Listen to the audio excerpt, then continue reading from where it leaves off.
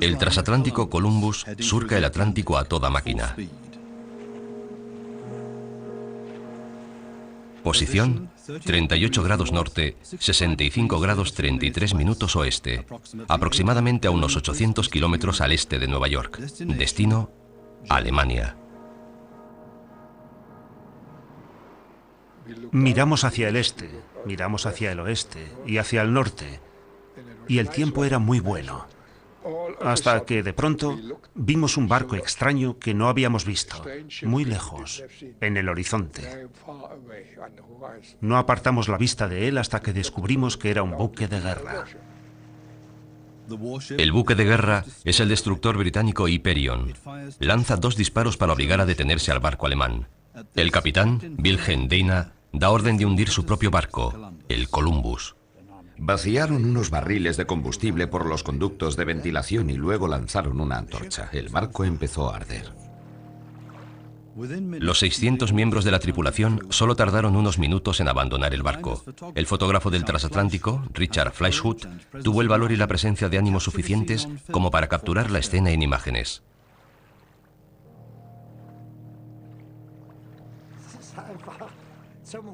Fue algo devastador.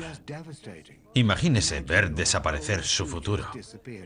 Ver cómo todos los planes que has hecho se evaporan.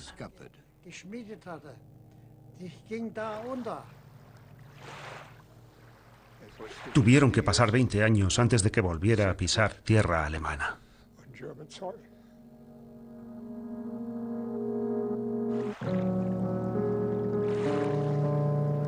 El último viaje del Columbus.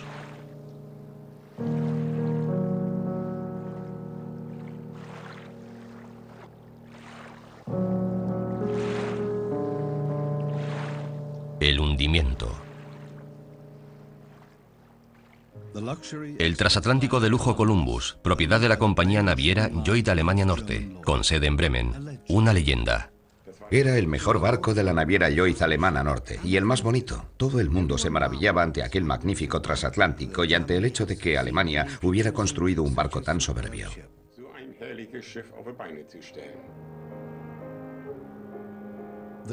El Columbus ofrecía lujo y opulencia a más de 2000 pasajeros.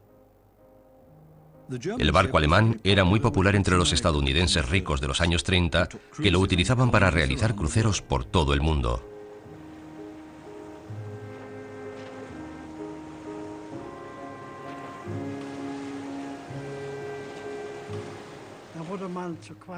Era un transatlántico de lujo.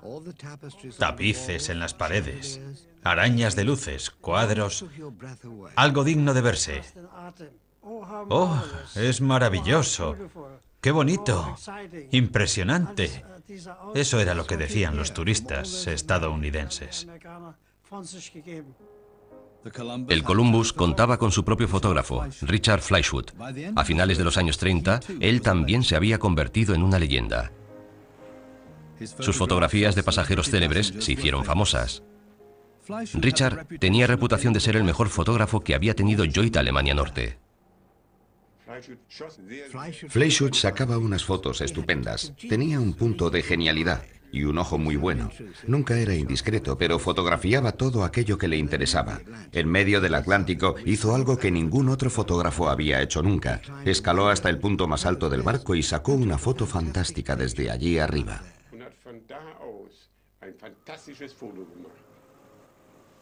La serie Mares embravecidos dio fama mundial a Richard. El Columbus fue construido en 1923 en Danzig, burlando los acuerdos internacionales.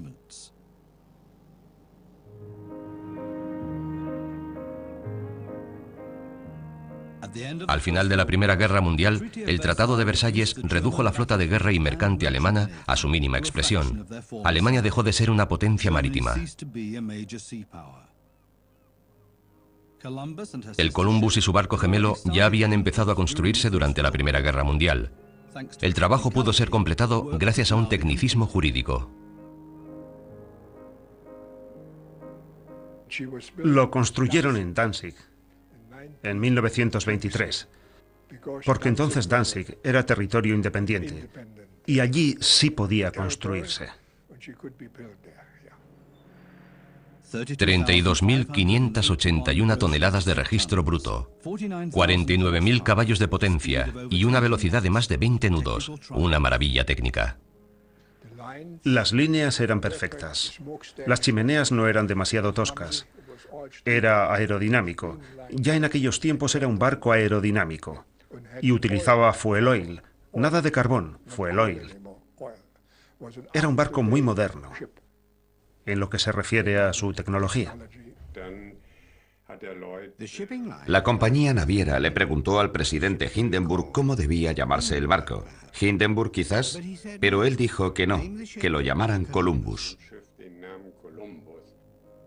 Alemania se sentía orgullosa del primer gran barco de pasajeros que navegaba bajo pabellón alemán desde 1918. El barco gemelo del Columbus navegó para la compañía inglesa White Star bajo el nombre de Homeric. El Columbus consiguió que Lloyd Alemania Norte volviera a ocupar un lugar destacado entre las principales compañías navieras internacionales. En 1939 su capitán era Wilhelm Dagne, de 47 años. Llevaba 3 años como capitán del Columbus. Debo decir que era una persona maravillosa, un gran navegante que hizo muchas cosas por su tripulación. También era muy popular entre los pasajeros, se interesaba por todo, nada le parecía demasiada molestia. Y por encima de todo, representaba muy bien los intereses de Lloyd Alemania Norte. Cuando el Columbus zarpó de Bremerhaven a principios del verano, nadie sospechaba que aquella sería su última travesía.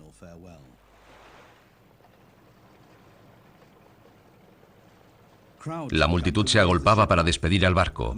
Entre los pasajeros había muchos judíos que habían podido escapar de Alemania y habían comprado un pasaje para Nueva York. El día que zarpamos de Bremerhaven hacía un tiempo espléndido. Acudieron a despedirnos muchas de las esposas y de los hijos de los tripulantes del Columbus. En la despedida tocó la orquesta y todo el mundo decía adiós, adiós, auf Wiedersehen.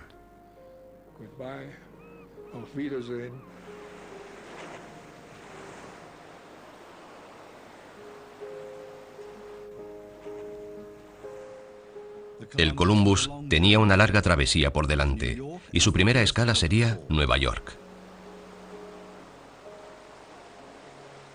Desde allí, se habían planeado varios cruceros para norteamericanos ricos.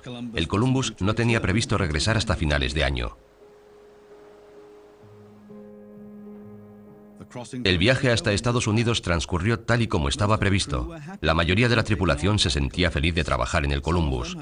Algunos ya habían recibido los papeles de su incorporación al ejército alemán. Así que trabajar en el Columbus retrasaba su incorporación al servicio militar.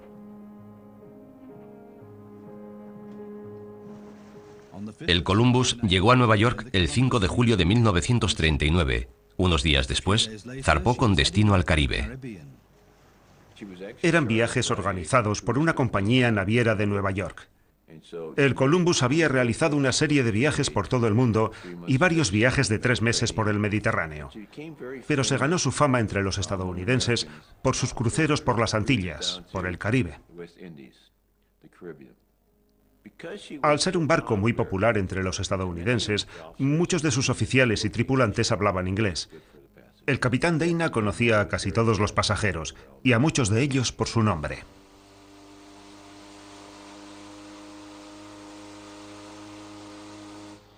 Seis semanas más tarde, el Columbus volvió a zarpar de Nueva York. Era su quinto crucero caribeño de ese verano. Nadie imaginaba que un dramático giro de los acontecimientos obligaría a suspender ese viaje. Cuando zarparon de Nueva York, ya corrían rumores de que podía estallar la guerra. Así que ni el capitán ni la tripulación sabían exactamente cómo podía terminar aquel crucero. Lo que preocupaba a la tripulación era la reacción de Estados Unidos en caso de que estallara la guerra. Yo intentaba convencerme de que no iba a estallar la guerra. Quería viajar y ver mundo. Pero todos sufríamos la psicosis de la guerra. De hecho, vivíamos en un clima prebélico, porque los periódicos no hacían más que repetir que la guerra era inminente. Alemania, verano de 1939. Hitler utilizó la propaganda para que los alemanes estuvieran preparados para aceptar la invasión de Polonia. Yo tenía miedo. No dejaba de pensar en mi familia, en mi madre y en mis hijos. Y al final ocurrió lo que yo tanto temía. Había gente muy decidida, gente dispuesta a seguir adelante pasara lo que pasase. Pero todo el mundo tenía miedo, aunque no lo manifestaran.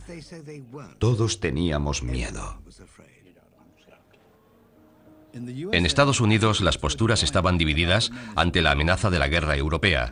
Los aislacionistas pensaban que los acontecimientos de Europa no incumbían a los estadounidenses. Pero por otra parte, cada vez había más gente que exigía la adopción de una postura firme contra Alemania y a favor de Inglaterra.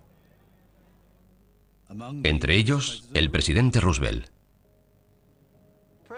El presidente Roosevelt confiaba en la Marina británica. Y los estadounidenses siempre pensaron que la Marina británica actuaría de barrera ante cualquier hipotética invasión de Estados Unidos.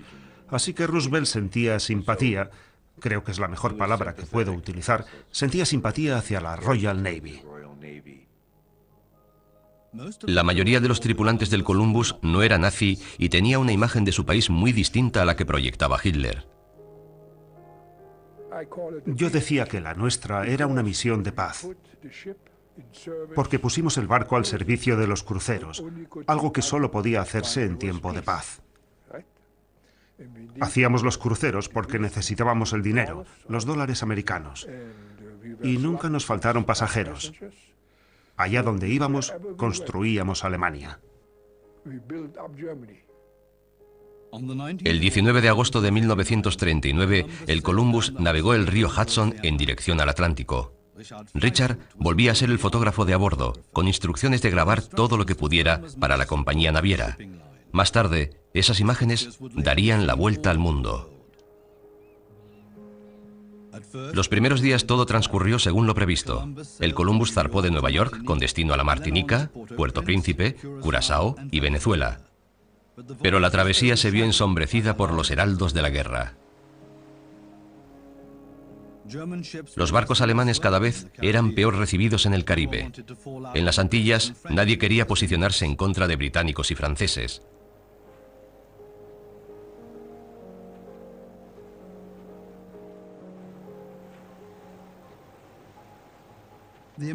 Pero los pasajeros estadounidenses no permitieron que los rumores de la guerra les estropearan el crucero. La alta sociedad que viajaba en el Columbus estaba decidida a gozar del lujo y disfrutar de sus vacaciones. Pero no se podía seguir ignorando la volátil situación política del momento. Nos situamos cerca de un barco inglés y vimos que ese barco inglés apenas tenía luces encendidas. Y eso es lo primero que se hace durante una guerra. Se apagan las luces de los barcos. Al caer la tarde, nosotros encendimos todas las luces y unos tripulantes del barco inglés nos gritaron desde cubierta: ¿por qué no apagáis las luces? ¿Va a estallar la guerra? Nosotros les respondimos: no creemos en la guerra. Si creéis que va a haber una guerra y queréis apagar las luces, adelante. Pero las nuestras seguirán brillando y la música seguirá sonando. Así que la orquesta subió a cubierta. Y los pasajeros de aquel barco, que ya se estaban preparando para la guerra, se pusieron a cantar con nosotros porque estábamos muy cerca unos de otros. En esta parte del Atlántico, la política nazi también estaba causando problemas.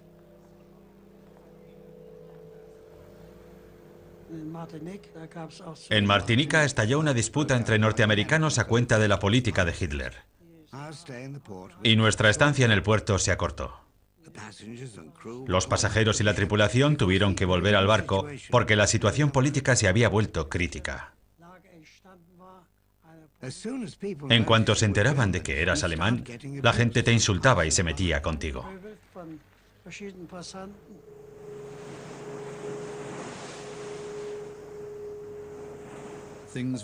La situación era cada vez más complicada para el Columbus y su tripulación. El capitán se veía obligado a cambiar constantemente de ruta. Durante una escala en Puerto Príncipe, el fotógrafo llegó a ser detenido por la policía durante unas horas.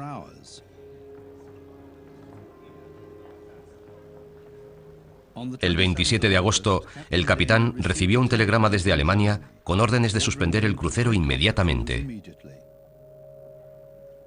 El capitán tuvo que consultar su libro secreto para saber lo que debía hacer.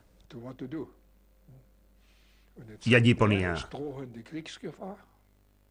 en caso de peligro inminente de guerra, vaya al puerto neutral más cercano para salvar el barco, pero no vaya a Estados Unidos. Parece ser que ya se imaginaban que Estados Unidos no permanecería neutral.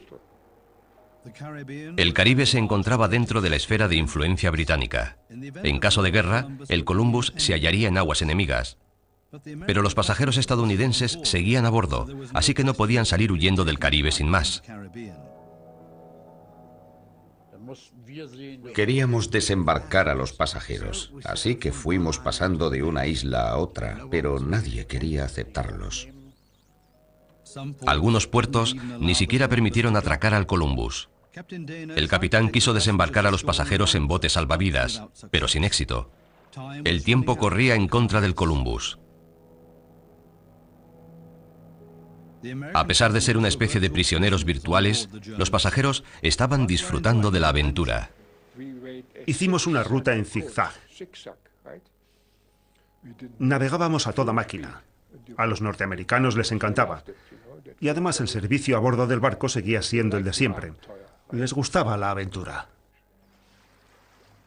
El 28 de agosto, el capitán llegó a la colonia holandesa de Curazao.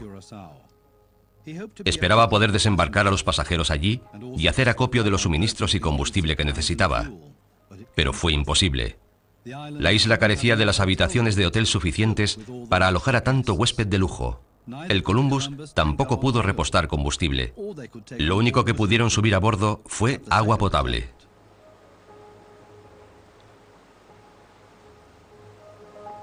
El 1 de septiembre de 1939, el Columbus atracó en La Habana. La noche anterior, Hitler había dado orden de invadir Polonia. Casi milagrosamente, las autoridades cubanas se mostraron comprensivas. Los pasajeros desembarcaron rápidamente y sin apenas trámites burocráticos. La tripulación de casi 600 alemanes permaneció a bordo. Al barco le quedaba muy poco combustible. El 2 de septiembre, el Columbus zarpó de La Habana con destino a la costa de México, un país neutral.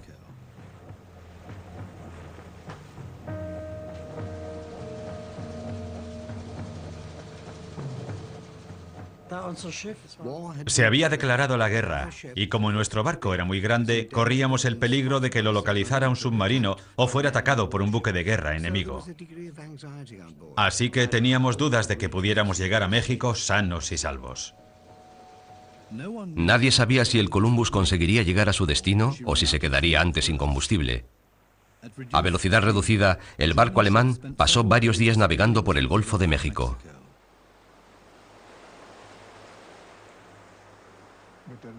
Con la última gota de combustible, despertamos una mañana ante una bella imagen. De postal. Veracruz.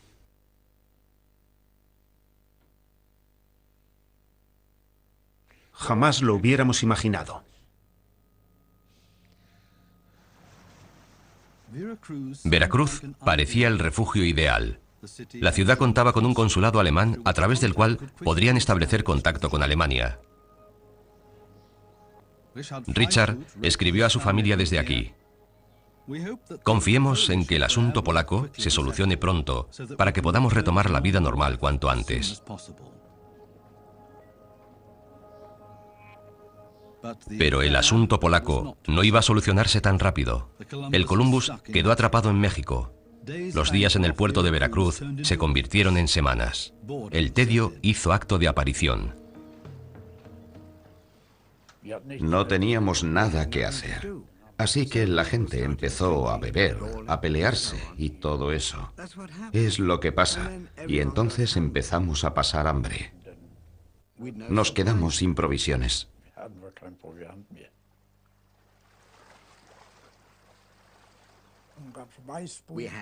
Teníamos pan blanco infestado de hormigas. No sé cómo subieron a bordo. Compramos un tonel de mermelada en alguna parte, una mermelada negra que te dejaba los dientes negros. Solían pescar desde la popa. Soltaban unos ganchos de carne enormes con un poco de carne como cebo. Pescaron un tiburón de 5 metros. Lo abrieron en canal, le quitaron la espina dorsal e hicieron bastones con ella. Luego volvieron a tirar la carne por la borda. Era carne buena, pero nadie sabía que la carne de tiburón es comestible. Yo desembarqué y conseguí algo de comer, pero los que se quedaron a bordo pasaron hambre de verdad. Feyer iba y volvía en lancha todos los días del Columbus a tierra. La mayor parte de la tripulación solo dejaba el barco una vez por semana como mucho. Los oficiales se esforzaban lo indecible para limitar el contacto entre sus hombres y la gente del puerto. Veracruz estaba llena de espías, y los viajes con la lancha motora no estaban libres de peligro.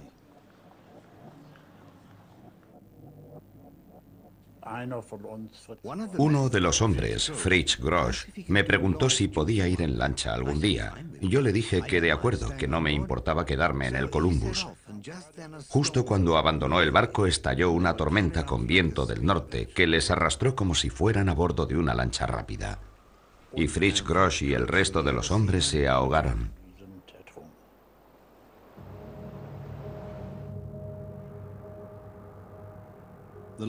Cuanto más tiempo pasaba el Columbus en Veracruz, más crecían los rumores que aseguraban que el barco pertenecía a la Marina de Guerra alemana. Nadie creía que un transatlántico de lujo pudiera atracar en México y pasar allí tanto tiempo. Se rumoreaba que el Columbus había cargado combustible para los barcos de guerra alemanes y que iba a entregar municiones y equipamiento.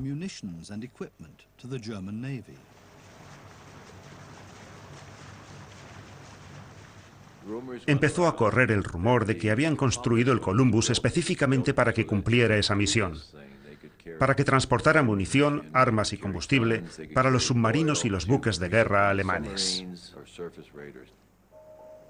La idea de que el Columbus pudiera servir de buque nodriza a los submarinos alemanes antes de que estos atacaran a los barcos británicos en el Caribe era inquietante.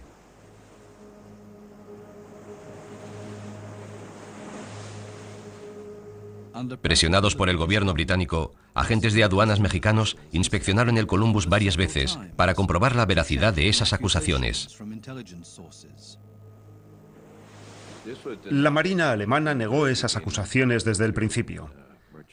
Y los agentes de aduanas mexicanos que inspeccionaron el Columbus lo ratificaron así cuando subieron a bordo.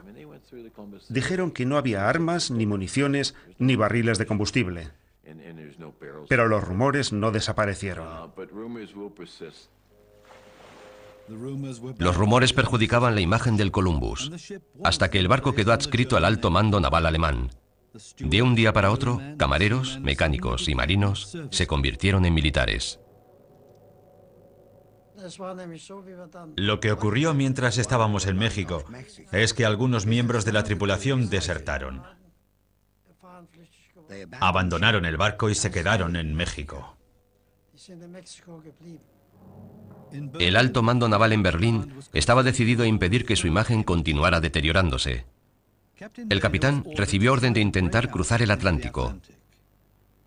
Le disgustaba la idea porque pensaba que las posibilidades de éxito eran escasas. Sugirió vender el Columbus en México y volver a comprarlo cuando acabara la guerra, pero su propuesta no fue aceptada.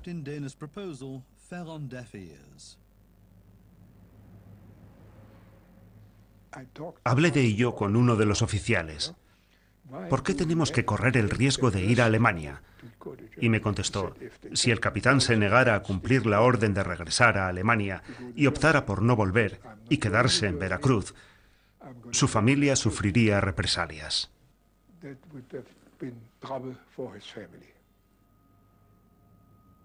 El capitán tuvo que actuar contra su propia conciencia cuando ordenó que prepararan el Columbus para zarpar. Primero mandó pintar de gris la estructura superior y las chimeneas del barco. Borraron el nombre Columbus de la proa y practicaron simulacros de incendio para poder abandonar el barco lo antes posible. Porque una cosa estaba clara, el Columbus no podía caer en manos enemigas.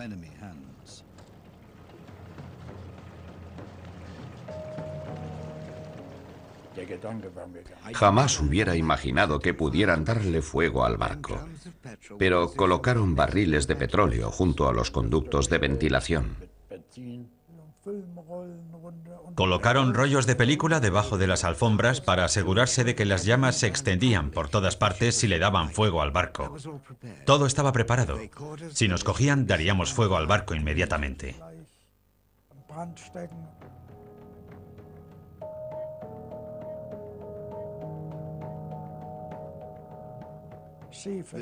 Desatornillaron las válvulas de fondo. Las grandes placas que las cubrían en la sala de máquinas, de 3 metros de diámetro, quedaron sujetas solo con 3 tornillos. Bastaba con quitarlos para que empezara a entrar el agua. La tripulación dormía ahora en los salones del barco, que habían despejado para que todos pudieran reunirse lo antes posible en caso de que sonara la alarma. Finalmente llegó el carguero Hameln, con el combustible necesario.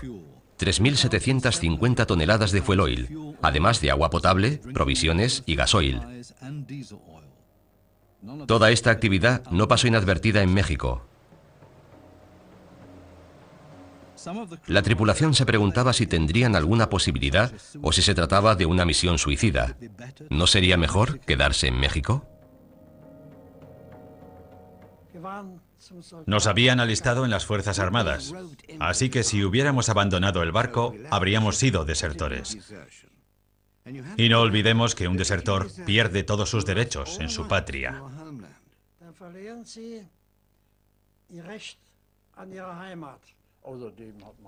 Además, había un asunto muy importante.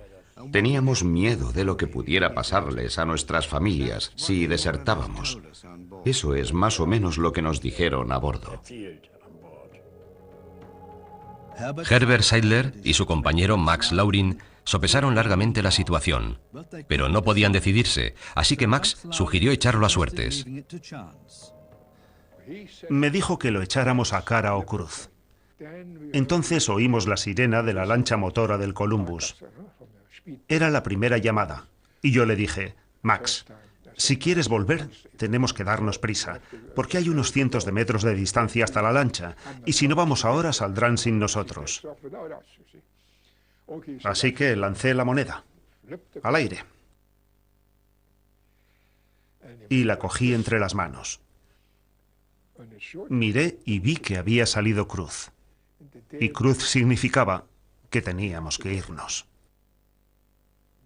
Dejamos nuestro destino al albur de una moneda lanzada al aire. Si hubiera salido cara, nos habríamos quedado. Lo sé porque un trato es un trato.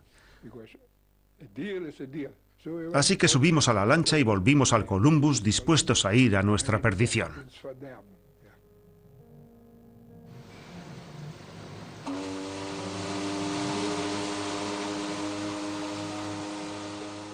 Cuando el Columbus levó anclas, hacía viento y había poca visibilidad. A bordo, todo el mundo esperaba que el tiempo siguiera así. Puede que eso les permitiera conseguir su objetivo. Naturalmente queríamos volver a casa y se respiraba cierta ilusión. En la cantina, después de unos tragos, cantamos canciones nostálgicas. Volvamos a casa.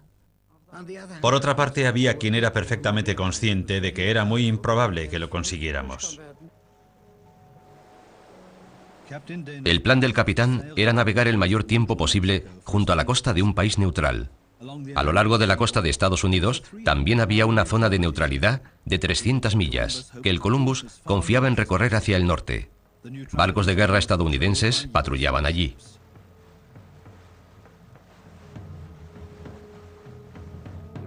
Aquello estaba lleno de destructores estadounidenses porque el presidente Roosevelt había establecido una zona de neutralidad y quería seguirles la pista a los barcos británicos y alemanes que surcaban esas aguas. En Estados Unidos había arraigado la idea de que la economía estaba en depresión y debíamos permanecer neutrales. Los barcos patrulla norteamericanos protegerían al Columbus mientras navegara a lo largo de la costa de Estados Unidos. Pero en el Atlántico la situación sería muy diferente. Así que se realizaban a diario simulacros de abandono del barco.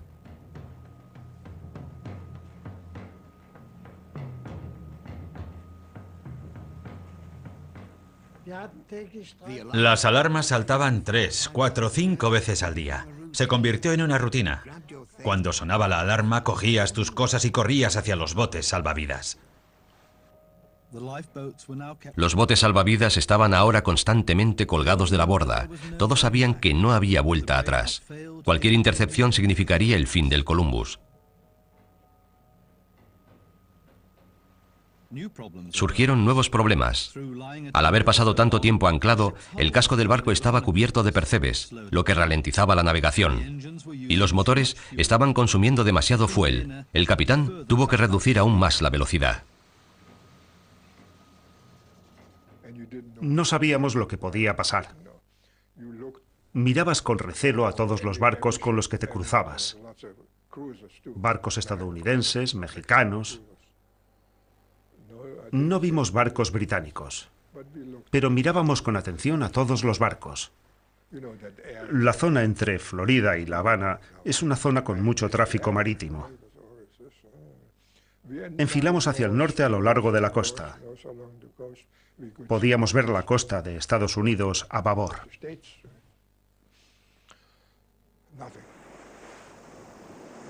La Marina de Estados Unidos vigiló constantemente al Columbus por medio de una serie de barcos. Los destructores Land, Benham, Jouet y Beagley acompañaron al transatlántico alemán.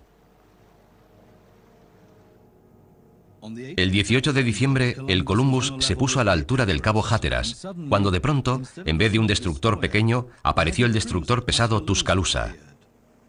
El Tuscaloosa estaba perfectamente equipado para vigilar al Columbus.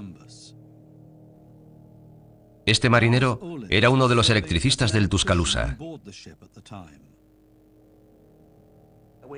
Teníamos 3 aviones de reconocimiento.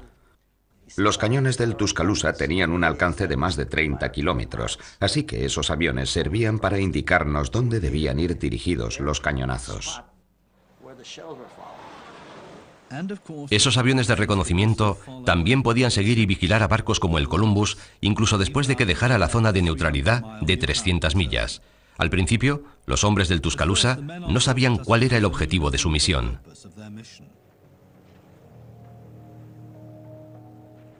Jamás había oído hablar del Columbus. No sabíamos por qué lo estábamos siguiendo. Supongo que el capitán sí estaba al tanto de lo que había que hacer. Tenía órdenes de seguir al Columbus y vigilar su navegación. El capitán del Tuscaloosa, Harry Butt, estableció contacto abierto por radio con el Columbus y les informó de que a partir de entonces les seguiría de cerca. El capitán intuyó que se avecinaban los problemas. El capitán sabía que les estábamos siguiendo. Y él ya había tomado la decisión de lo que iba a hacer. Ya había recibido sus órdenes. Los norteamericanos no podían apoderarse del Columbus, nadie podía apoderarse de su barco. Esas eran sus órdenes. Y eso me indica que el Columbus tenía una serie de secretos que no querían que nadie descubriera. No sé qué secretos podían ser. Sigo creyendo que el Columbus era un barco espía. Las comunicaciones por radio desde el puente del Tuscaloosa no eran cifradas, por lo que la ruta del Columbus quedó al descubierto. Fue entonces cuando entró en escena la Marina británica. Estaban siguiendo al Columbus y difundían su posición por radio cada hora, al mismo tiempo que anunciaban que estaban siguiendo al Columbus. Y cualquiera podía captar esas transmisiones radiofónicas. Esas transmisiones eran abiertas, así que los británicos conocían la ruta del Columbus. Y británicos y estadounidenses siempre han sido una especie de primos que se quieren y se odian al mismo tiempo. Así que el plan del capitán quedó al descubierto cuando el 19 de diciembre dio orden de salir de la zona de neutralidad. El Tuscaloosa aún nos acompañaba. El capitán dijo que íbamos a cambiar el rumbo para salir de la zona de neutralidad estadounidense. Entonces el capitán del Tuscaloosa nos dijo por radio: les deseo suerte, ojalá lo consigan. También mantenía conversaciones constantes con las Bermudas y las Bahamas, lo cual era muy inquietante para nuestros oficiales. Teníamos que tener mucho cuidado con lo que hacíamos y decíamos, porque no estábamos en guerra con Alemania. Y aquello no dejaba de ser un incidente que creo que se solucionó muy bien. Nosotros no podíamos actuar contra el Columbus, pero los británicos estaban allí con todo su poder. De hecho, si los británicos no se hubieran presentado, el Columbus habría podido llegar a Alemania. Nosotros no podíamos detenerlos, nosotros no podíamos impedir que el Columbus navegara hasta Alemania, pero los británicos sí, y por eso estaban allí. Habían llegado a un acuerdo, está claro. Fue un acuerdo entre los estadounidenses y los británicos para perjudicar a los alemanes. Pero lo hicieron de forma muy astuta, para que pareciera una casualidad. 3 de la tarde del 19 de diciembre. El Columbus está a unos 800 kilómetros al este de Nueva York. Ha cruzado a mediodía el límite de la zona de neutralidad. El tiempo es bueno, demasiado quizás. El Columbus, ahora a toda máquina, es visible a millas de distancia. El Tuscaloosa se queda atrás, pero aún es visible a popa. A las 3:30 divisan una columna de humo en el horizonte. Minutos más tarde, ven aproximarse rápidamente a un barco no identificado. Dana cogió los prismáticos para ver qué clase de barco se dirigía hacia nosotros. Y más tarde, a pesar de la gran distancia, fue identificado como un navío británico. Entonces dio orden de abrir las válvulas de fondo. El Tuscaloosa estaba a algunas millas de distancia, pero todavía estaba a la vista. El marinero Frank Arnold fue testigo de lo que pasó después. Cuando llegó el Hyperion estaba claro que sabían que se trataba de un barco alemán. Así que abrieron fuego contra él. Pero el Columbus no se paró, no apagó los motores. Así que volvieron a abrir fuego y alcanzaron la cristalera del puente de mando del Columbus. Volaron toda la cristalera del puente de mando. Entonces comprendimos que el viaje había terminado. El Hyperion dijo mediante señales: enviamos patrulla de abordaje. El capitán replicó: Columbus ardiendo y hundiéndose. Supongo que fue entonces cuando decidieron que lo mejor era pararse. Apagaron las máquinas y permanecieron quietos. Y el Hyperion ni siquiera tuvo que entrar en nuestra zona de neutralidad. Se quedaron fuera de la zona de neutralidad, pero navegaron alrededor del Columbus. Sonó la alarma, así que me dirigí hacia los botes salvavidas. Ese era mi puesto. Y entonces nos bajaron al agua. Los repetidos simulacros de abandono del barco dieron sus frutos. Todo transcurrió con rapidez y sin incidentes. En cuestión de minutos, la mayor parte de la tripulación estaba fuera del barco. Solo quedó a bordo el destacamento de incendiarios, más algunos oficiales, y el capitán Wilhelm Dana. Los incendiarios entraron en acción. Al cabo de unos minutos, empezaron a elevarse gruesas columnas de humo del Columbus.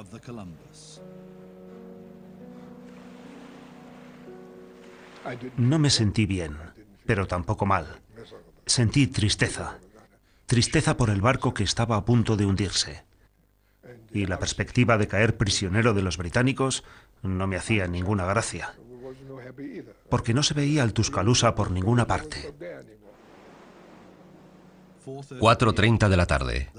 Los incendiarios abandonan el Columbus. Richard, el fotógrafo del barco que está grabando la escena, les dice a sus compañeros: cuando las llamas del Columbus alcancen su máxima intensidad, significará que ha empezado a arder el celuloide de 32.000 negativos y todo mi material fotográfico.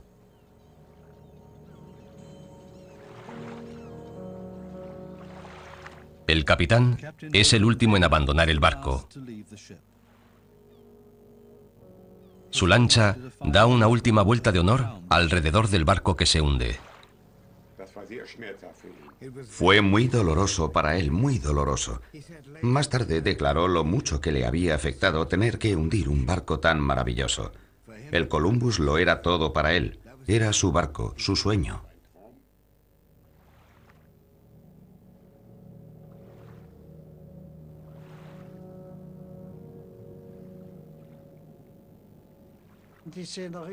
Recuerdo la escena, con los botes salvavidas y el destructor inglés y las gaviotas en medio. Salía mucho humo del barco que estaba ardiendo. Todos sentimos lo mismo, estamos en guerra. Los hombres del Columbus estaban en una situación desesperada. El pequeño destructor Hyperion no podía subir a bordo a las 579 personas que ocupaban los botes salvavidas, y además nadie quería ser salvado por los británicos. ¿Qué se podía hacer? Estaban a cientos de millas de la costa de Estados Unidos. Mandaron un mensaje por radio al Tuscaloosa. Nos dijeron que no tenían sitio para los supervivientes y nos preguntaron si podíamos rescatarlos. Como el Hyperion no podía rescatarlos, si no los hubiéramos rescatado nosotros, se habrían quedado a la deriva en sus botes salvavidas, y no hace falta que diga lo que habría sido de ellos. El Hyperion dio una vuelta a toda velocidad alrededor del Columbus en llamas. Se volvieron locos, completamente locos. El Hyperion empezó a avanzar entre los botes salvavidas. Puede que pensaran que íbamos a dispararles. No lo sé. De pronto, volvió a aparecer el Tuscaloosa por el oeste. Vimos cómo se acercaba aquel enorme buque de 10.000 toneladas a hacerse cargo de la situación.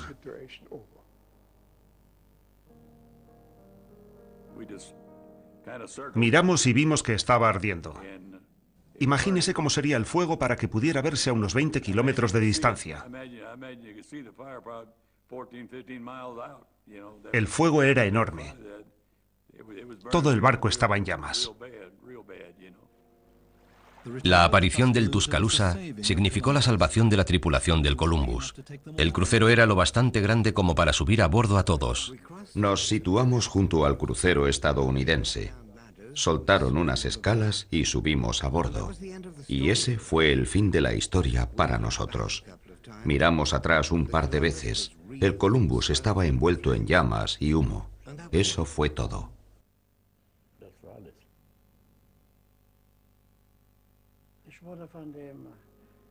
A mí me subió a bordo un marinero que intentó consolarme, diciéndome que conseguiría un nuevo barco y una nueva vida. Me reconfortó que un marinero extranjero tuviera tan buen corazón y mostrara tanta simpatía por nosotros. Aquel hombre lamentaba de veras que hubiéramos perdido nuestro barco. Se derramaron muchas lágrimas.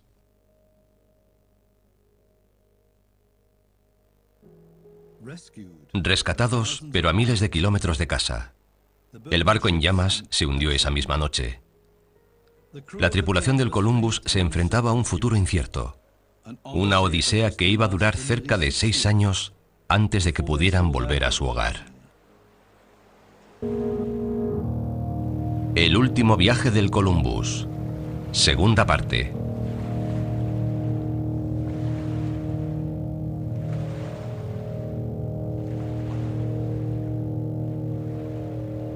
La Odisea. 19 de diciembre de 1939, 5:30 de la tarde. El crucero estadounidense Tuscaloosa todavía tiene a la vista los restos en llamas del Columbus. A bordo, los 557 alemanes están mojados, con frío y cansados. Se alegraban de estar a bordo del barco en vez de estar flotando en el océano. Imagino que estaban conmocionados. Iban a bordo de un transatlántico y les dijeron que saltaran al mar porque iban a quemar el barco. Supongo que estaban muy contentos de estar a bordo de nuestro barco. A bordo del Tuscaloosa se cuida a los alemanes. Los norteamericanos están bien preparados para atender a la tripulación del barco hundido. Curiosamente, cuando subimos a bordo, había mesas preparadas para 590 personas con café y bizcocho. La tripulación dijo que nos estaban esperando. A la tripulación del Columbus le asombró aquella recepción. ¿Cómo podían saber los norteamericanos que el barco se iba a hundir ese día? El capitán Dana estaba preocupado. Faltaban algunas personas del Columbus. El capitán del Tuscaloosa y nuestro capitán subieron al puente y pasaron lista desde allí. Se descubrió que faltaban 3 fogoneros: Dietz, Glapa y Lipscher. Compartían el camarote 264. Quizás se quedaron dormidos o simplemente no hicieron caso de la señal de alarma. Mucha gente se quedó abajo porque había alarmas de simulacro una detrás de otra. ¿Se quedarían dormidos o pensaron que era otro simulacro? No pudieron salir y murieron en el incendio. Ninguno de los 3 apareció.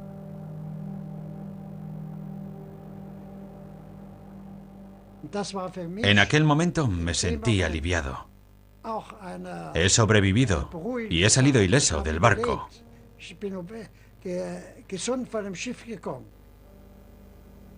El buen tiempo y la buena visibilidad habían condenado al Columbus, pero fueron una bendición a la hora de buscar a los hombres desaparecidos, aunque la noche del 19 de diciembre hubo que cancelar la búsqueda.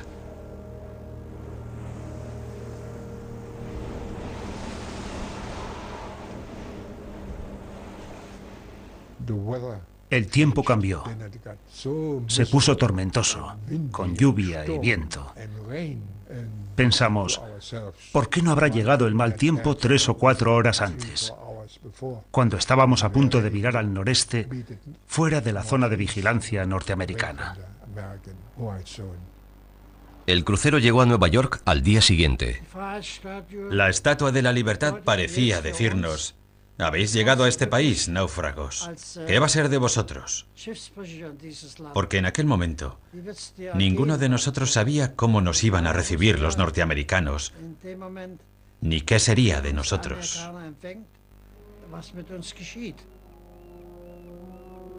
La llegada de la tripulación del Columbus podría calificarse de triunfal. La noticia del hundimiento del transatlántico alemán se había propagado como un reguero de pólvora.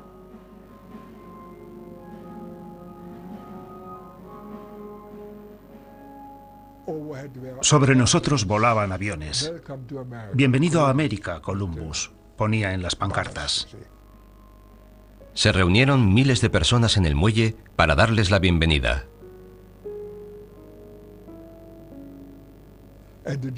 Los alemanes estaban allí, los periodistas alemanes. Querían que les informáramos sobre el Columbus, sobre lo sucedido.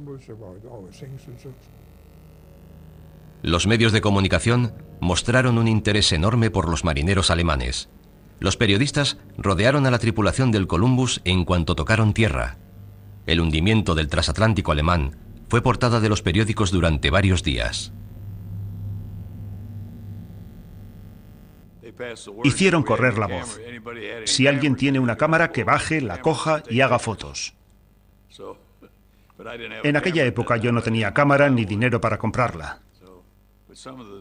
Uno de los veteranos bajó y cogió un carrete de la tienda del barco. El carrete estaba vacío. En Nueva York, los periodistas subieron a bordo y entrevistaron a todo el mundo. Alguien de la tripulación vendió el carrete por $100. $100 por un carrete de fotos. Nos seguían en remolcadores para conseguir noticias. Era la época de la guerra y los periódicos usaban cualquier noticia que podían conseguir. El fotógrafo del Columbus tenía las únicas imágenes del hundimiento. Algunos de los miembros de la tripulación me dijeron: como hemos rescatado a los alemanes, deberíamos tener la noche de permiso. Respondí: vamos al barrio alemán. Ya había estado antes en Nueva York y conocía el barrio alemán. Los alemanes nos trataron muy bien. Nos dieron bebida y comida gratis. Éramos héroes, o al menos creíamos que lo éramos. Los hombres del Columbus no lo pasaron tan bien. Para empezar, los servicios de inmigración los llevaron a la isla de Ellis. Nadie sabía qué hacer con ellos. Nunca había estado en la isla de Ellis. La había visto y sabía que era el lugar al que llegaban los emigrantes. No la conocía desde dentro, pero iba a hacerlo. En el pasado, siempre que el Columbus había atracado en Nueva York, la tripulación había visitado la ciudad. Esta vez estaban detenidos en la isla de inmigración. Nadie sabía por cuánto tiempo. Muchos de los miembros de la tripulación tenían familiares y amigos en la ciudad, y esperaban verlos pronto. Estábamos entre rejas en la zona de retención, como era la costumbre en la isla de inmigración. Cuando llegó el cónsul general, nos felicitó por nuestro rescate y nos dijo que estaban negociando con los norteamericanos qué iba a pasar con nosotros. Como marineros de un naufragio, teníamos derecho a quedarnos en Norteamérica y trabajar allí. Pero nuestro capitán se oponía.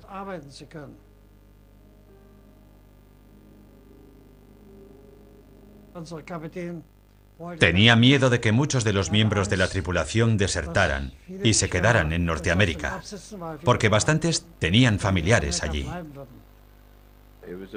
En Estados Unidos había una gran preocupación. ¿Qué hacemos con estos 500 y pico marineros? Por ley había que dejarlos entrar libremente en Nueva York y que encontraran la forma de regresar a Alemania. Pero no había barcos alemanes que viajaran entre Estados Unidos y Alemania. Y el gobierno británico se mostraba inflexible. Decían, si los mandan en un barco, lo detendremos y haremos que lo abandonen. El gobierno de los Estados Unidos les debería haber ayudado, pero no tenían una marina fuerte. ¿Qué podían hacer contra los británicos?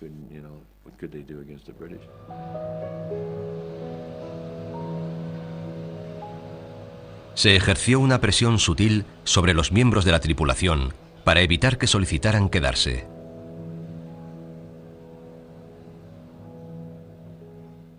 En la isla de Ellis, los de inmigración preguntaron a todos, ¿te quieres quedar, no? Nadie, incluido yo, decía ni que sí ni que no, porque al lado estaba sentado el contramaestre. El contramaestre era un nazi declarado y nos vigilaba. Yo podía haber dicho, quiero quedarme, pero él conocía mi estatus en el ejército. Habría dicho de inmediato, no puedes hacerlo, porque tienes que regresar al ejército. Sigues estando bajo las órdenes de la administración alemana. Así que dije, no, yo también quiero regresar a Alemania.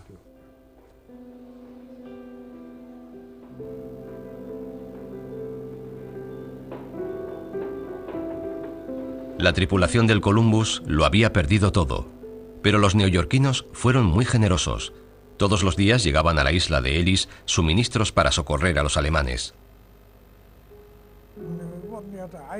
Nos dieron ropa. Habíamos llegado sin nada. Mucha gente donó dinero. Nos dieron a cada uno una cartera con $5. También nos dieron trajes y ropa. Cuando salimos, llevábamos cada uno 2 maletas llenas de cosas.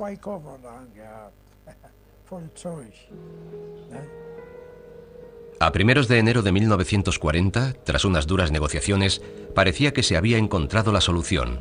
Corría el rumor de que los marineros podrían dejar pronto la isla de Ellis.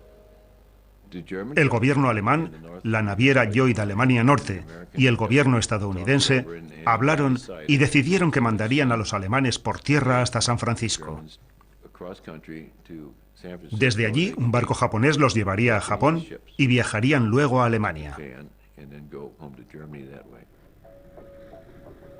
Un viaje en tren de unos 5.000 kilómetros desde Nueva York a San Francisco. Un trayecto agotador que duró 4 días y 4 noches.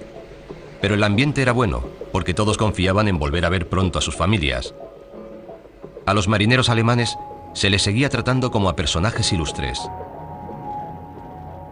La gente se congregaba a lo largo de la vía para dar la bienvenida a la tripulación del Columbus, y muchas personas llevaban regalos.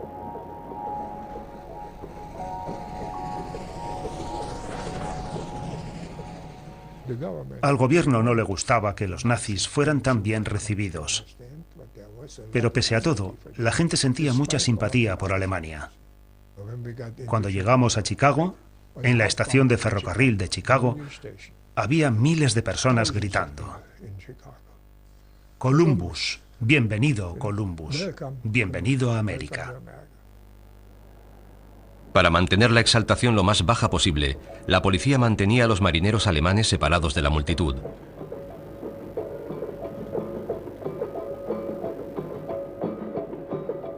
A partir de entonces se evitó en lo posible las estaciones grandes.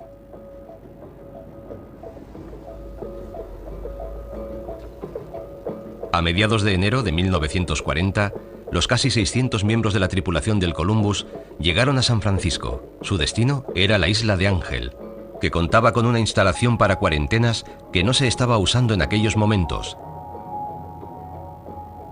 Se podía ver San Francisco al otro lado de la bahía, tan cerca y a la vez tan lejos.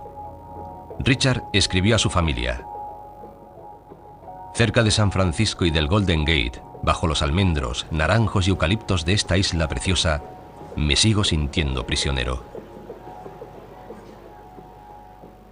En San Francisco, donde creían que iban a poder embarcar en un navío japonés, surgió el mismo problema. Los británicos, los australianos y los canadienses dijeron que detendrían el barco y lo sacarían de él.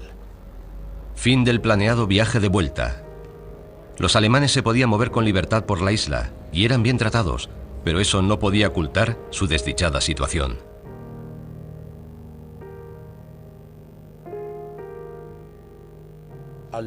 Cada pocos meses venía a la isla alguien de inmigración para contarnos, para asegurarse de que estábamos todos. Y por supuesto no estábamos todos, faltaban algunos. Pescábamos, hacíamos deporte, había boxeo, tenis.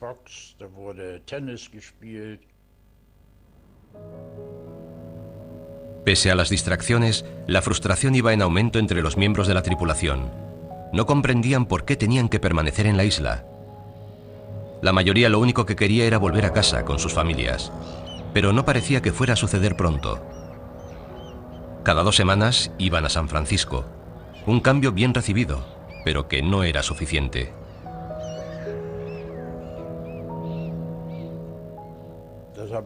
No entendía por qué no podíamos ir todos los días al continente. Preguntamos al servicio de inmigración y dijeron que ellos no se oponían, que no había sido decisión suya. Fue el capitán Dana quien decidió que solo podíamos ir cada 2 semanas.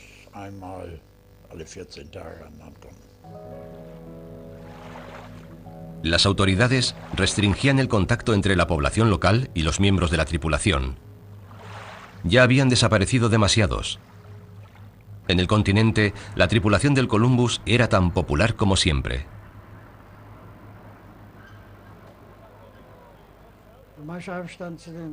A veces le decía a algún marinero: yo también soy marinero, sin barco. ¿Qué? ¿Eres del Columbus? Ven aquí. Ponía dinero en la mesa. Aquí no pagas nada.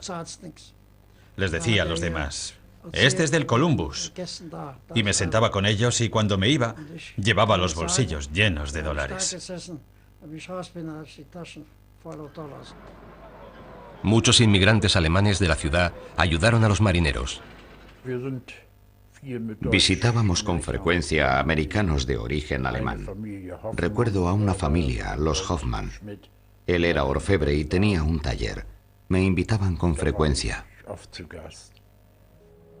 En la isla parecía que el tiempo se había detenido. No había trabajo. El aburrimiento los estaba deprimiendo. En la primavera de 1940, al cabo de 3 meses de espera, surgió por fin un rayo de esperanza. Comenzaron a permitir regresar en pequeños grupos a algunos marineros mayores y enfermos. Un grupo de gente mayor y gente enferma, que no eran reclutables, que no podían servir en la guerra, recibió permiso para subir a un barco neutral y partir para Alemania. Entre el grupo que podía dejar la isla estaba el fotógrafo, Richard Fleischmann, que se acercaba a los 60. Estas son sus últimas imágenes de la tripulación del Columbus. Los que se iban esperaban poder estar en casa dentro de pocas semanas, y por primera vez los que se quedaban tenían la esperanza de que su odisea fuera a terminar pronto.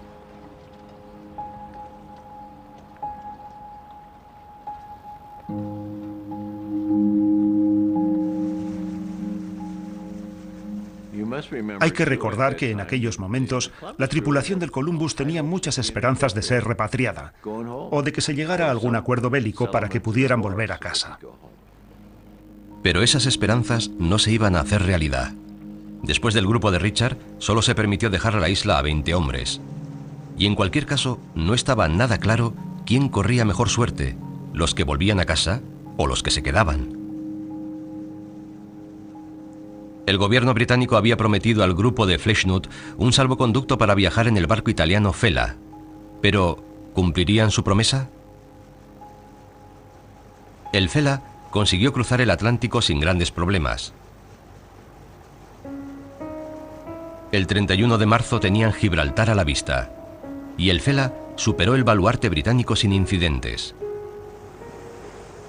Pero después, el 1 de abril, un barco de guerra francés interceptó al Fela. Los 40 marineros alemanes fueron hechos prisioneros e internados en un campo francés en Argelia.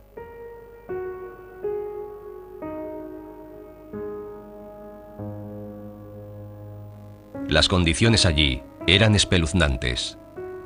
Los barracones de los prisioneros estaban llenos de bichos, escaseaba el agua y la comida era pésima.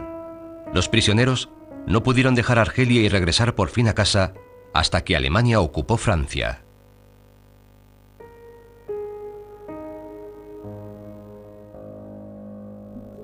Para los 410 marineros que se quedaron en la isla Ángel, la situación también fue a peor. Estaban llegando a San Francisco noticias de los crímenes de guerra cometidos por los alemanes. La idea del aislacionismo, la idea de que no tienes nada que ver con lo que está ocurriendo en el mundo, cambió a lo largo de 1940 y 41. La tripulación del Columbus estaba en una situación difícil. El sentir popular cambió. Cada vez aparecían más artículos sobre los alemanes de la isla Ángel, y ya no aparecía en ellos "Bienvenido, Columbus". Los periodistas venían con cámaras de cine, aparentemente muy amistosos. ¿Qué tal por aquí? Y nos filmaban capturando y ahumando pescado. Algunos marineros daban paseos con sus bastones. Al día siguiente, decían en los periódicos que los nazis de la isla Ángel desfilaban y se entrenaban usando los bastones como si fueran armas. Todo ese tipo de basura. La idea de la guerra comenzó a cambiarlo todo.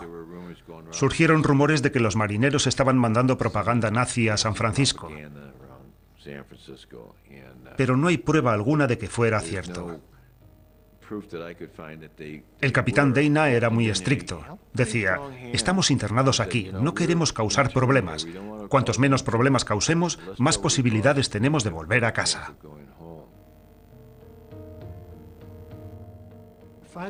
Más tarde empecé a experimentar la hostilidad. En los cines, por ejemplo, mostraban noticiarios de la guerra en Europa. Entre el público había polacos y judíos que, cuando veían aquellas imágenes, se ponían en pie y chillaban: ¡abajo con los alemanes! Y cosas así.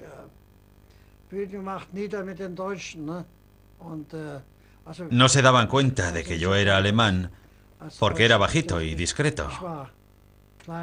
Pero el odio estaba allí.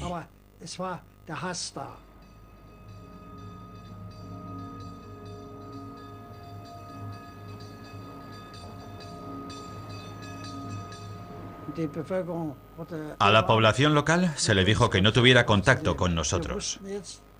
Sabíamos que para nuestros familiares y amigos era malo relacionarse con nosotros, les causaba problemas. Así que el capitán decidió un día trasladarnos a otro campamento lejos de San Francisco. A sugerencia del capitán Wilhelm, el gobierno de los Estados Unidos y Lloyd, Alemania Norte, buscaron un nuevo campamento. Se decidieron por Fort Stanton, a 3.200 kilómetros al sudoeste, en Nuevo México. Un lugar ideal para que los alemanes dejaran de ser el centro de atracción del público. Pero las condiciones allí no eran ni parecidas a las de San Francisco.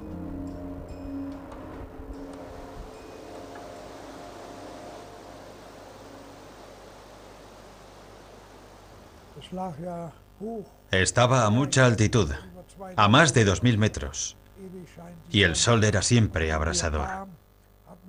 Cuando llegamos había tormentas todos los días. Diluviaba, pero hacía calor. Cuando llegaron los hombres del Columbus en 1940, Fort Stanton no era más que unas cuantas cabañas de madera. La tripulación tuvo que construir su propio campamento en mitad del desierto. Los edificios en ruinas son los restos del campamento del Columbus. El historiador James McBride ha hecho un mapa con lo que queda y lo ha comparado con las fotos antiguas. Para los marineros fue una sorpresa desagradable, porque estaban acostumbrados a San Francisco. Si has estado en San Francisco, es fácil acostumbrarse, porque es un lugar precioso junto al mar. Cuando llegaron se sintieron molestos, se sintieron contrariados. El capitán y la tripulación dijeron: vamos a arreglar este lugar. Puede que no permanezcamos aquí mucho tiempo, pero vamos a acondicionarlo lo mejor que podamos. Hoy, Fort Stanton está tan dejado de la mano de Dios como lo estaba cuando llegó la tripulación del Columbus. Pero el capitán Dana tenía planes ambiciosos, una pequeña ciudad hecha por y para sus hombres. James McBride alinea las fotos con puntos del terreno reconocibles, como las colinas del fondo, incluyendo una colina especial a la que todavía se conoce como Colina Columbus. La de atrás es la colina Columbus.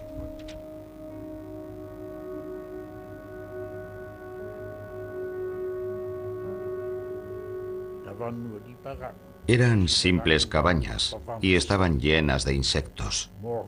Al despertar por las mañanas estábamos cubiertos de picaduras de bichos. Se pintaron y fumigaron los barracones. Lo hicimos nosotros, naturalmente. Quedaron bien, limpios.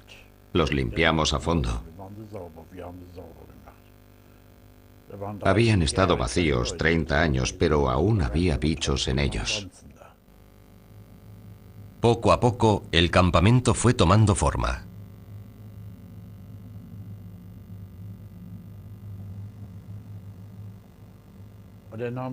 Nos fijamos en cómo construían las casas los mexicanos. Mezclaban barro con paja y los prensaban en moldes. Así hacían ladrillos.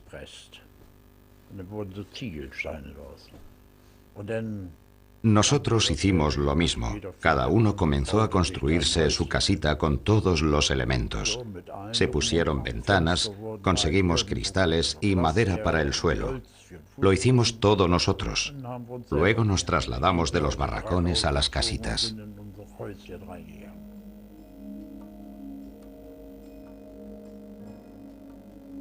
No se trataba solo de vivir bajo techo.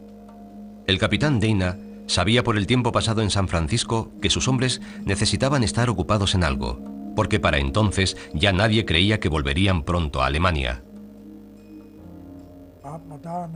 Teníamos nuestra propia granja. Yo trabajaba la tierra con los caballos. La regábamos. Hacíamos surcos y plantábamos vegetales, patatas, guisantes, zanahorias, nabos.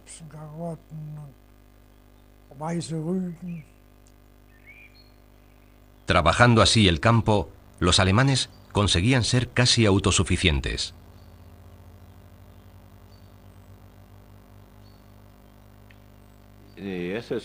El Columbus tenía carpinteros, fontaneros, fogoneros, cocineros, una banda. Eran prácticamente una ciudad. Hay que admirar el ingenio y la ambición alemanas, sobre todo en Nuevo México, donde estaban casi abandonados. Estaban a mucha altitud. Estoy seguro de que los nativos, y sobre todo los niños, veían a los alemanes hacer todas aquellas cosas en Fort Stanton. Tenían una piscina. Parece imposible, pero construyeron una piscina. Cavaron el hueco, echaron el cemento y lo llenaron de agua. La piscina, con trampolines incluidos, fue una revelación en el adormilado Nuevo México.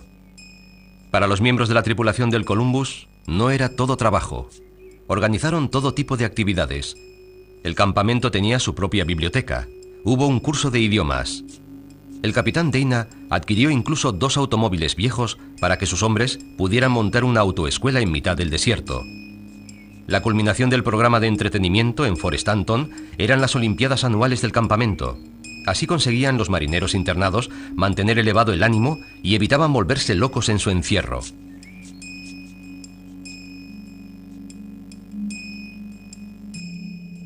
De hecho, los alemanes comenzaron a sentirse como en casa en Fort Stanton. El destartalado campamento tomó el aspecto de un cuidado barrio alemán, con parterres y senderos hermosos, y las provisiones, suministradas por los norteamericanos, eran de primera calidad. Según la Convención de Ginebra, cualquier prisionero de guerra o detenido tenía derecho a la misma ración que las tropas estacionadas en ese país.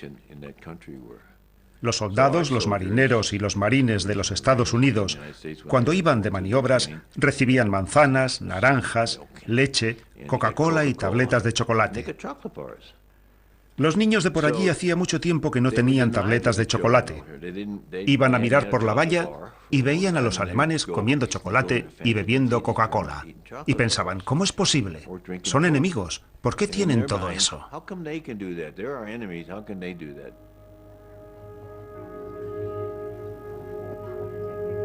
En la actualidad, los vecinos de Fort Stanton todavía recuerdan a los alemanes.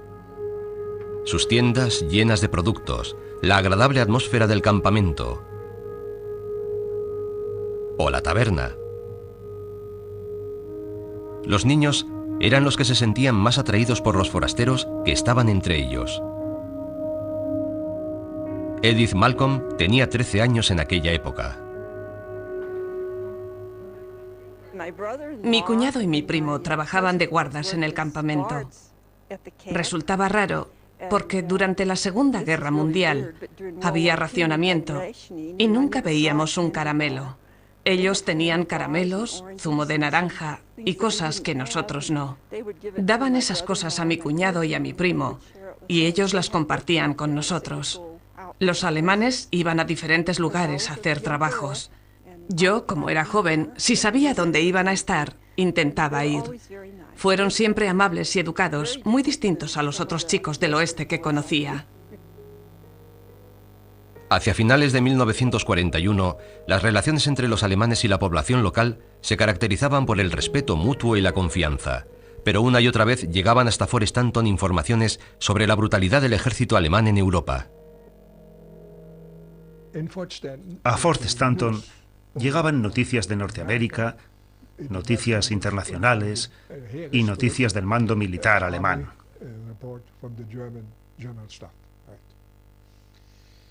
Nos sentábamos y esperábamos a que llegaran las noticias. De pronto, llegó un informe especial del mando militar alemán en Berlín.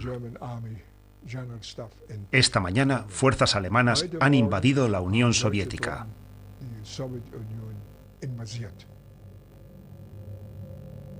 La noticia conmocionó a muchos en Fort Stanton. ¿Significaba que se había perdido la guerra? Enseguida supe que todo había acabado. A medida que la guerra avanzaba y varios hombres de Fort Stanton fueron movilizados, nació un cierto resentimiento. Cuando llegaban noticias de la guerra, del incremento de bajas y cosas así, había un poco de resentimiento. Cuando Estados Unidos entró en la guerra en diciembre de 1941, apareció algo más que un poco de resentimiento. Los alemanes se convirtieron de pronto en extranjeros enemigos y, como tal, debían ser tratados.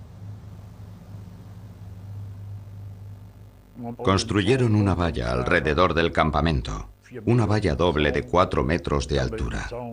Y entre las dos vallas soltaron perros guardianes. No habían prevenido de su peligrosidad. A las 2 semanas, los perros se unieron a nosotros y se dejaban acariciar. Es inútil, decían. Con los alemanes, hasta los perros se vuelven dóciles. No fue solo la relación con sus guardianes lo que se deterioró. Cuando llegaron los primeros informes de contratiempos de las fuerzas alemanas, la tensión entre los hombres del campamento aumentó.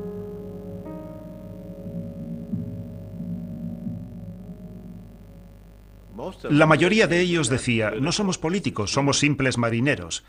Pero había un pequeño grupo muy pro-alemán, incluso pro-nazi. Ese pequeño grupo causaba cada vez más problemas en el campamento. Surgían peleas entre los pronazis y los que se oponían a la guerra, cuyo número era cada vez mayor. El capitán Dana y el comandante norteamericano del campamento estaban preocupados. Querían paz, no querían problemas. Así que le dijeron a Fleming, el jefe de las patrullas de fronteras, los nazis se han preparado para entrar esta noche en las casetas. Así que es mejor que hagáis algo, porque si no, habrá muertos. Será la mayor pelea del campamento entre nosotros y el grupo de choque nazi. Las patrullas entraron en todos los barracones, acudieron con refuerzos, abrieron las puertas y dijeron, fuera, al campo de fútbol, al campo de deporte. En el campo de deporte se separó a los grupos, los que se oponían a la guerra en un lado, los pronazis en el otro.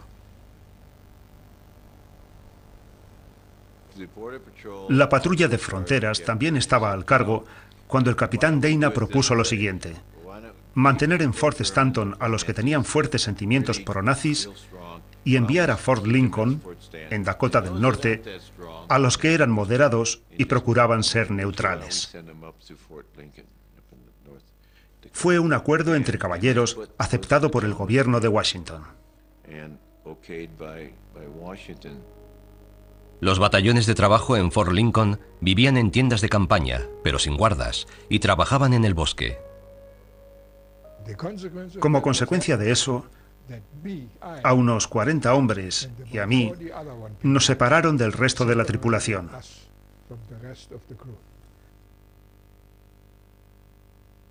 No éramos nazis, no éramos comunistas, simplemente éramos alemanes que conservaban un poco de juicio. Los nazis de Fort Stanton tenían mejores condiciones de vida, pero estaban encerrados bajo llave. No volvió a haber confrontaciones. Solo 4 miembros de la tripulación del Columbus murieron durante su internamiento, y todos por enfermedad. Sus tumbas todavía siguen allí. En otoño de 1945, los alemanes dejaron el campamento. Los edificios, las instalaciones deportivas y la piscina fueron utilizados por los habitantes locales hasta la década de 1960. La guerra había terminado. Nos dijeron que teníamos que volver a la isla de Ellis. Nos llevaron en tren a la isla de Ellis, pero íbamos libres, ya no había guardas. Estuvimos unos días en la isla de Ellis. Luego nos subieron a bordo del Victory, que nos llevó a Bremerhaven. La tripulación del Columbus había estado casi 6 años internada en los Estados Unidos. Este era su primer viaje por mar en todo ese tiempo. En los muelles de Nueva York, los recuerdos se agolpaban en la cabeza de los marineros. Iban a recorrer la misma ruta que debían haber navegado con el Columbus en 1939, de no haber sido porque estalló la guerra. Su odisea estaba a punto de acabar. Todos estaban expectantes ante lo que les aguardaba. ¿Cómo serían las cosas en Alemania? ¿Seguirían teniendo un hogar al que volver? Bremerhaven, a finales de 1945. El 97% de la ciudad había sido destruido. Solo las instalaciones del puerto se habían salvado de los bombardeos aliados. Todos creíamos que cuando llegáramos a Bremerhaven abandonaríamos el barco y podríamos ir libremente a casa. Fue una sorpresa muy desagradable. No se les permitió regresar directamente a casa. Fueron retenidos en barracones en Bremerhaven.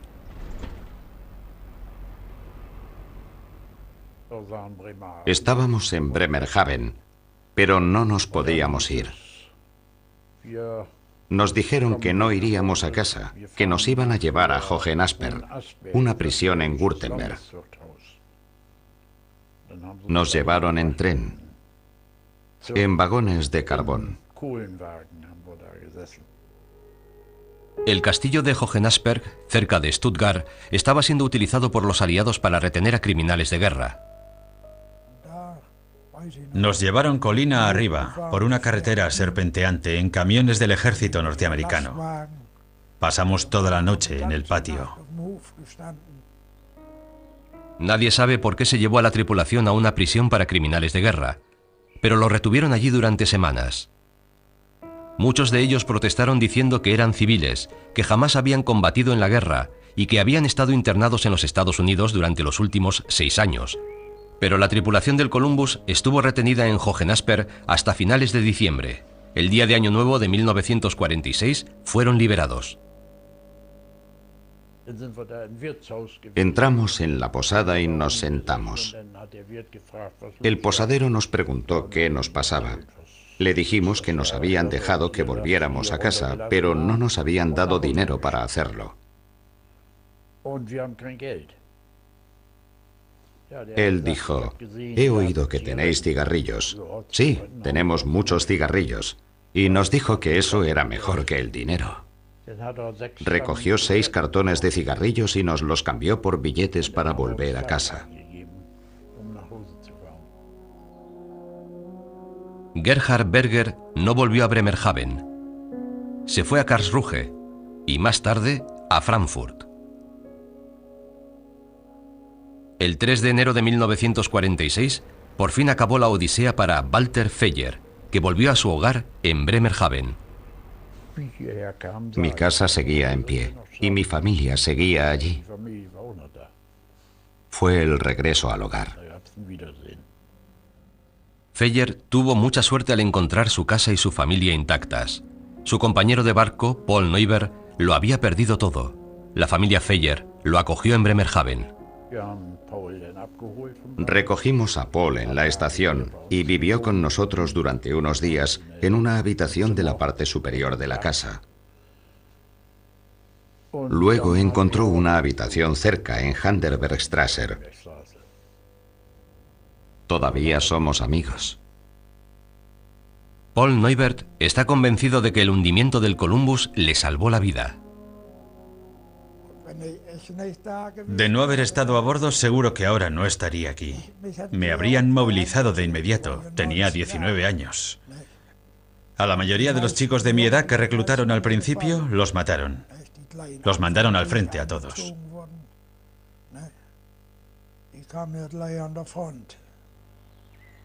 El fotógrafo de a bordo trabajó al principio en Bremen. Después de la guerra, él y su familia se trasladaron a Hesse, donde murió en 1951. En la actualidad, sus fotografías son muy valoradas por expertos de todo el mundo.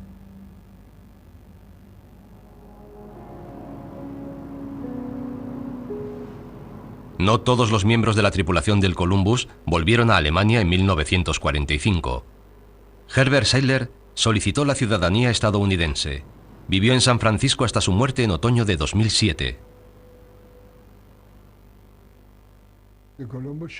El Columbus me cambió por completo la vida. De no ser por lo ocurrido, no estaría aquí.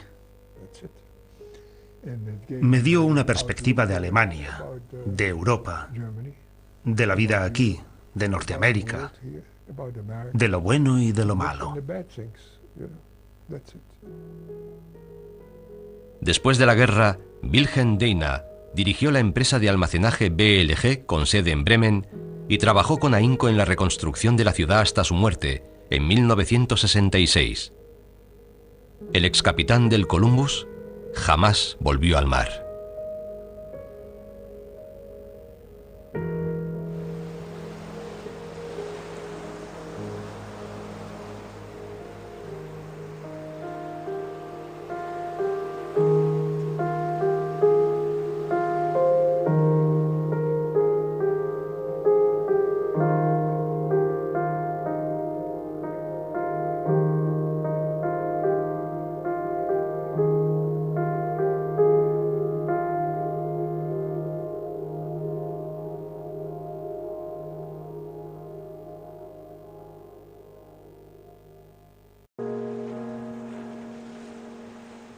El transatlántico Columbus surca el Atlántico a toda máquina. Posición: 38 grados norte, 65 grados 33 minutos oeste, aproximadamente a unos 800 kilómetros al este de Nueva York. Destino: Alemania. Miramos hacia el este, miramos hacia el oeste y hacia el norte, y el tiempo era muy bueno. Hasta que de pronto vimos un barco extraño que no habíamos visto, muy lejos, en el horizonte. No apartamos la vista de él hasta que descubrimos que era un buque de guerra.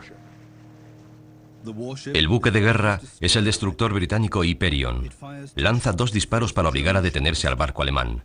El capitán, Wilhelm Deina, da orden de hundir su propio barco, el Columbus.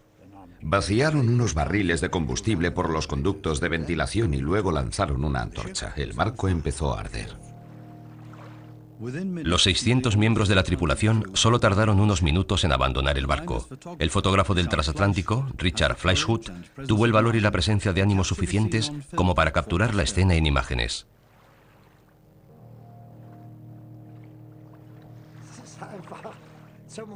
Fue algo devastador. Imagínese ver desaparecer su futuro. Ver cómo todos los planes que has hecho se evaporan.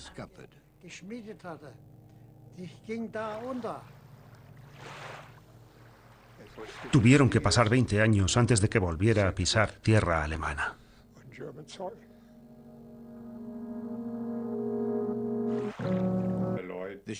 La compañía naviera le preguntó al presidente Hindenburg cómo debía llamarse el barco. Hindenburg quizás, pero él dijo que no, que lo llamaran Columbus. Alemania se sentía orgullosa del primer gran barco de pasajeros que navegaba bajo pabellón alemán desde 1918. El barco gemelo del Columbus navegó para la compañía inglesa White Star bajo el nombre de Homeric. El Columbus consiguió que Lloyd Alemania Norte volviera a ocupar un lugar destacado entre las principales compañías navieras internacionales. En 1939 su capitán era Wilhelm Dagne, de 47 años. Llevaba 3 años como capitán del Columbus. Debo decir que era una persona maravillosa, un gran navegante que hizo muchas cosas por su tripulación. También era muy popular entre los pasajeros, se interesaba por todo, nada le parecía demasiada molestia. Y por encima de todo, representaba muy bien los intereses de Lloyd Alemania Norte. Cuando el Columbus zarpó de Bremerhaven a principios del verano, nadie sospechaba que aquella sería su última travesía.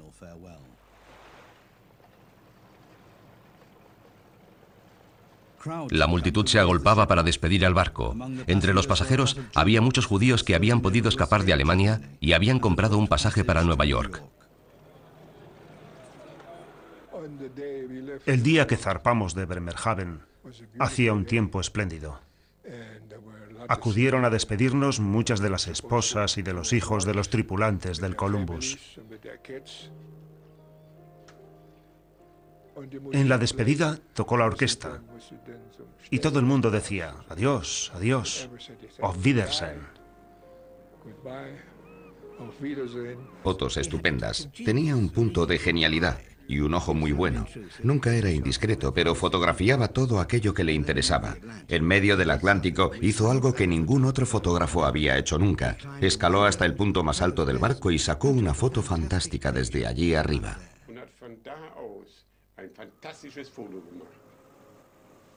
La serie Mares embravecidos dio fama mundial a Richard. El Columbus fue construido en 1923 en Danzig, burlando los acuerdos internacionales.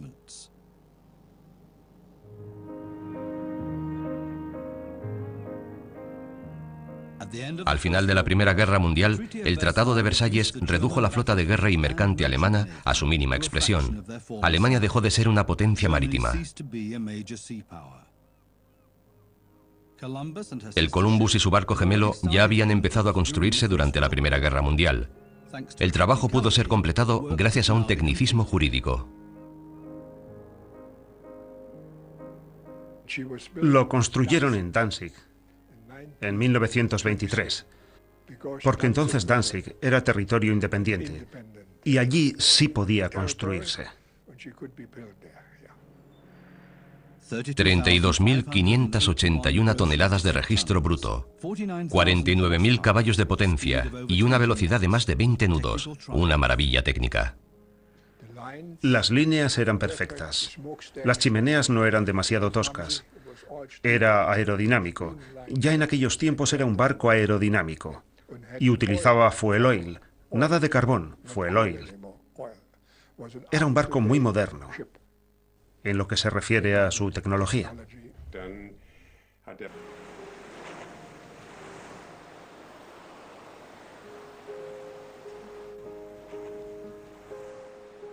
El Columbus tenía una larga travesía por delante y su primera escala sería Nueva York. Desde allí se habían planeado varios cruceros para norteamericanos ricos. El Columbus no tenía previsto regresar hasta finales de año. El viaje hasta Estados Unidos transcurrió tal y como estaba previsto. La mayoría de la tripulación se sentía feliz de trabajar en el Columbus. Algunos ya habían recibido los papeles de su incorporación al ejército alemán. Así que trabajar en el Columbus retrasaba su incorporación al servicio militar.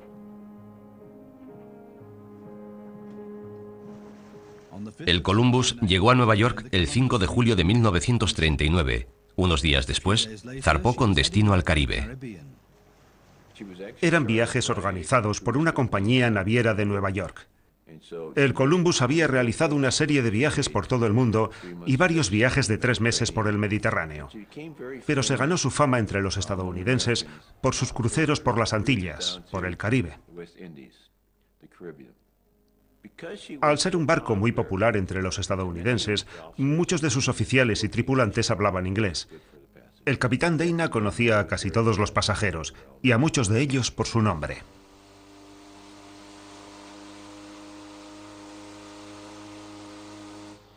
Seis semanas más tarde, el Columbus volvió a zarpar de Nueva York. Era su quinto crucero caribeño de ese verano. Nadie imaginaba que un dramático giro de los acontecimientos obligaría a suspender ese viaje. Cuando zarparon de Nueva York, ya corrían rumores de que podía estallar la guerra. El último viaje del Columbus.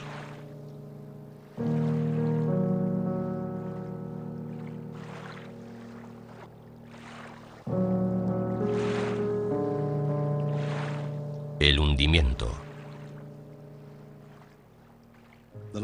El transatlántico de lujo Columbus, propiedad de la compañía naviera Lloyd Alemania Norte, con sede en Bremen, una leyenda. Era el mejor barco de la naviera Lloyd Alemana Norte y el más bonito. Todo el mundo se maravillaba ante aquel magnífico transatlántico y ante el hecho de que Alemania hubiera construido un barco tan soberbio.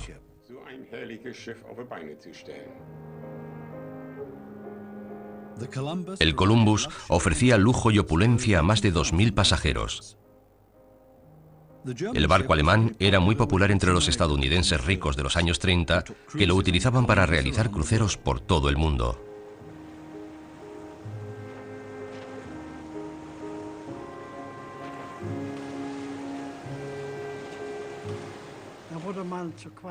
Era un transatlántico de lujo. Tapices en las paredes, arañas de luces, cuadros, algo digno de verse. ¡Oh, es maravilloso! ¡Qué bonito! ¡Impresionante! Eso era lo que decían los turistas estadounidenses. El Columbus contaba con su propio fotógrafo, Richard Fleischwood. A finales de los años 30, él también se había convertido en una leyenda. Sus fotografías de pasajeros célebres se hicieron famosas. Richard tenía reputación de ser el mejor fotógrafo que había tenido Lloyd Alemania Norte. Fleischwood sacaba unas